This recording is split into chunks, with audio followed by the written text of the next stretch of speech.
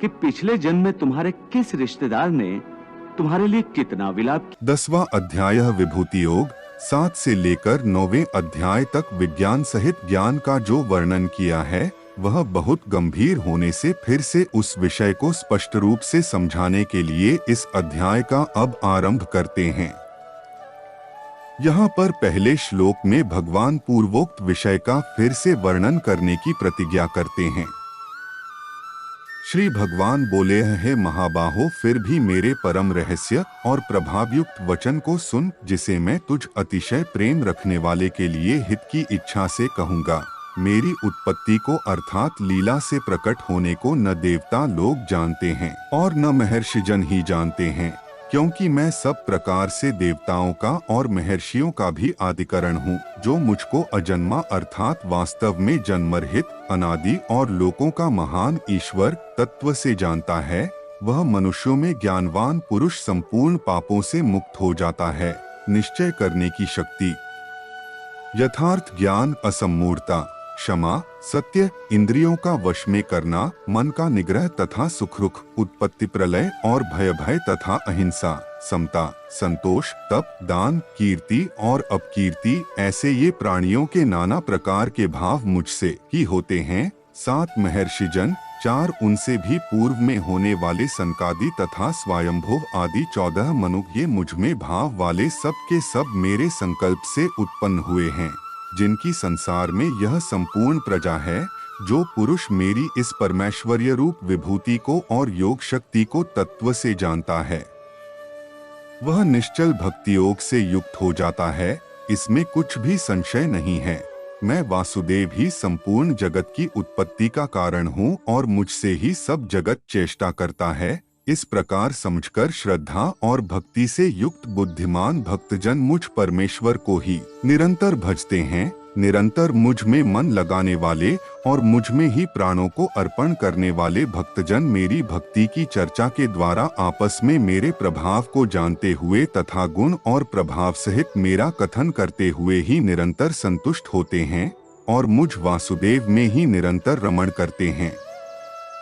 उन निरंतर मेरे ध्यान आदि में लगे हुए और प्रेम पूर्वक भजने वाले भक्तों को मैं वह तत्व ज्ञान रूप योग देता हूँ, जिससे वे मुझको ही प्राप्त होते हैं।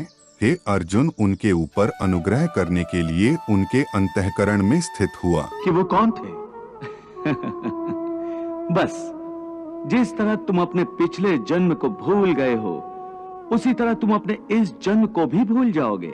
इस जन्म के रिश्तों का अर्थ तुम्हारे आने वाले। मैं स्वयं ही उनके अज्ञान जनित अंधकार को प्रकाशमय तत्व ज्ञान रूप दीपक के द्वारा नष्ट कर देता हूँ। अर्जुन बोले, हाँ, आप परम ब्रह्मा, परम धाम और परम पवित्र हैं, क्योंकि आपको सब ऋषिगण सनातन, दिव्य पुरुष और देवों का भी आदिदेव, अजन्मा और सर्वव्यापी कहते हैं। वैसे ही देवर्षि नारद तथा असित और देवल ऋषि तथा महर्षि व्यास भी कहते हैं और आप भी मेरे प्रति कहते हैं।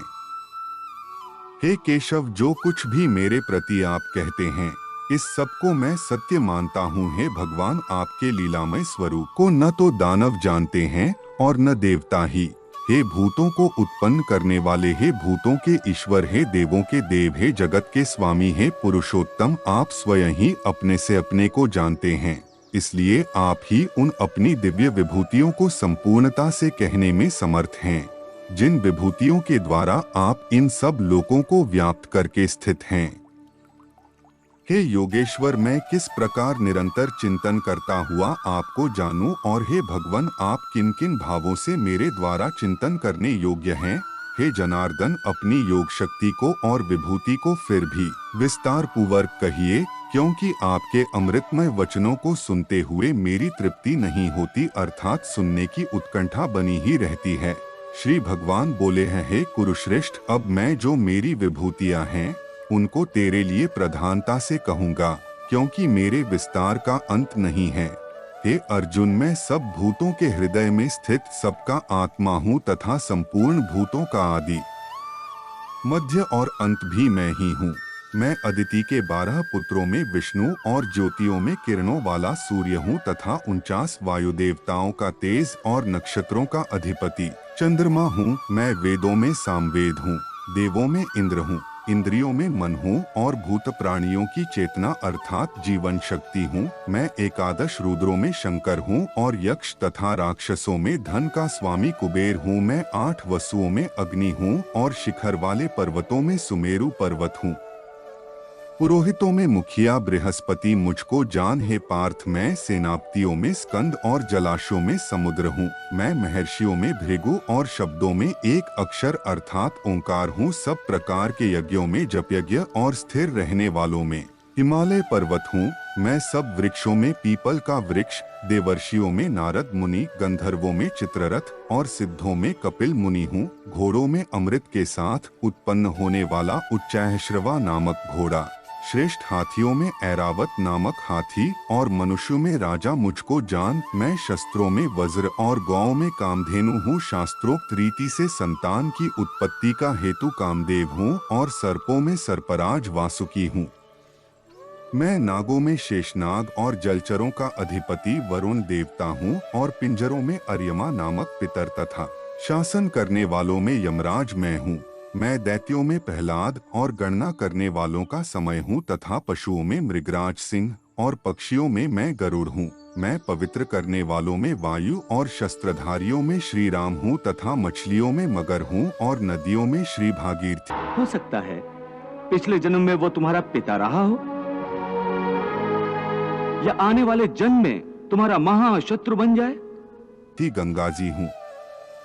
हे अर्जुन, सृष्टियों का आदि और अंत तथा मध्य भी मैं ही हूँ। मैं विद्याओं में अध्यात्म विद्या अर्थात ब्रह्म विद्या और परस्पर विवाद करने वालों का तत्व निर्णय के लिए किया जाने वाला वाद हूँ। मैं अक्षरों में अकार हूँ और समासों में द्वंद्व नामक समास हूँ। अक्षय काल अर्थात काल का भी महाकाल तथा सब और मुख वाला विराट स्वरूप, सबका धारण पोषण करने वाला भी मैं ही हूँ।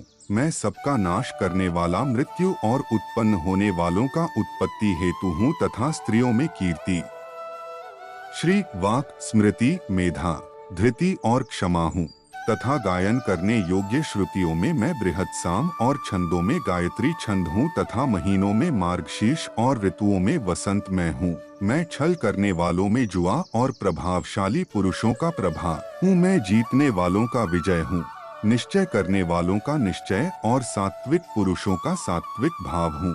वृष्णिवंशियों में वासुदेव अर्थात मैं स्वयं तेरा सखा, पांडवों में धनंजय अर्थात तू, मुनियों में वेदव्यास और कवियों में शुक्राचार्य कवि भी मैं ही हूँ। मैं दमन करने वालों का दंड अर्थात दमन करने की शक्ति हूँ, जीतने की इच्छा वालों की नीति हूँ, गुप्त रखने योग्य भावों का रक्षक मौन हूँ और ज्ञानवानों का तत्व ज्ञान मैं ही हूँ।